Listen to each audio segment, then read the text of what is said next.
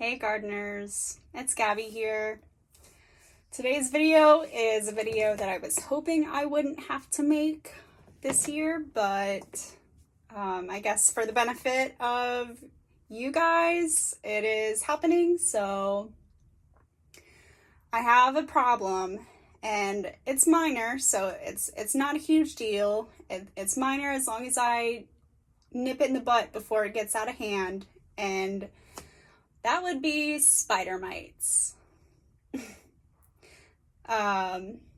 This is a problem that I experienced last year as well, and I am starting to think that maybe there were eggs or spider mites already in the soil that I use, because obviously I'm sitting inside of my grow tent that's indoors, so you would think that I wouldn't have any type of bug infestation happening unless it was already in the soil that I started using. So I was watering my plants a little bit ago when I noticed that if I'm looking at things in a certain angle, start to notice these little webs. And over here too. That is an indicator that I have spider mites. Spider mites aren't the end of the world.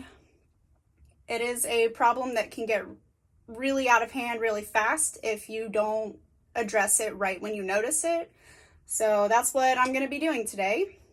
And it's not something I'm super happy about, but at least I can use this as a moment of education for you. So, as you guys know from my previous video, I am not a fan of pesticides. I think that they're very detrimental to the environment. They kill pollinators, and they're just generally not good. I mean, you're spraying poison on something that's gonna grow your food. So it's not really the best way to grow food, in my opinion. There is a pesticide that I am slightly more okay with using than others because it comes from an oil from a tree, and that is called neem oil. So I have this triple action neem oil. It's good for powdery mildew, which you get on zucchini and squash plants pretty often, and aphids, which are just a nuisance all summer long, and spider mites. So I'm going to make a mixture of diluted neem oil to deal with this spider mite problem. This is the brand that I like to use. Always make sure you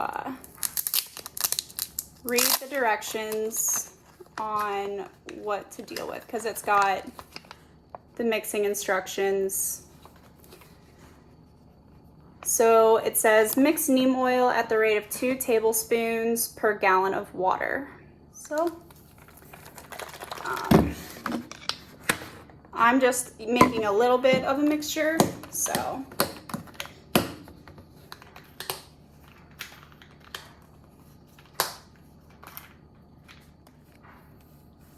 I'm just gonna do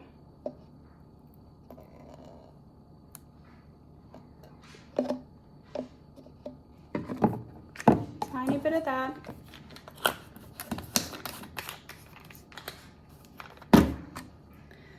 So you can see there's just a small amount of neem oil. I'm gonna fill the water up to about here. Actually, I'm also gonna put a little squirt of Dawn dish soap in there as well.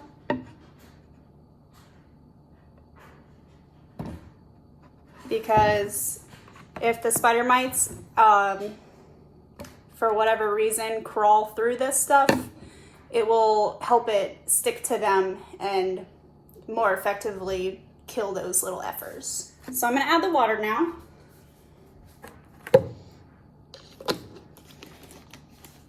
And you want to make sure you really mix the solution up very good. It'll look really white, kind of milky, once you have it thoroughly mixed up.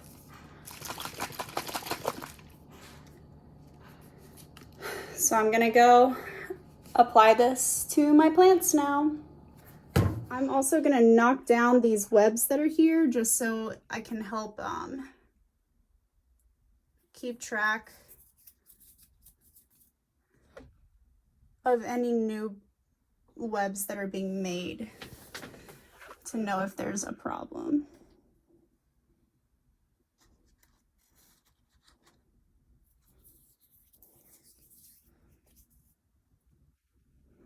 So those were the only two areas where I saw any webs.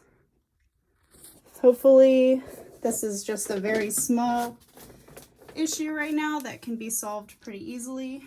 So I'm going to take my mixture of neem oil solution and I'm just going to spray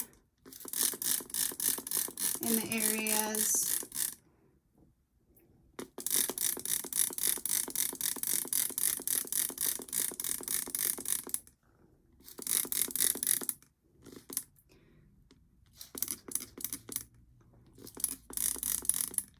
I'm trying not to get my plants wet.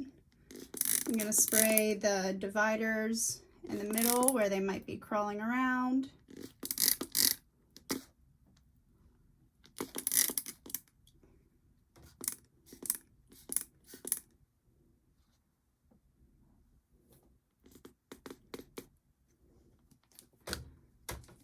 If it does get on your plants, it's not a big deal. I just wipe it off because I don't want it to burn the plants any. Make sure you wash your hands after you get it on them though, because this stuff isn't super great for you.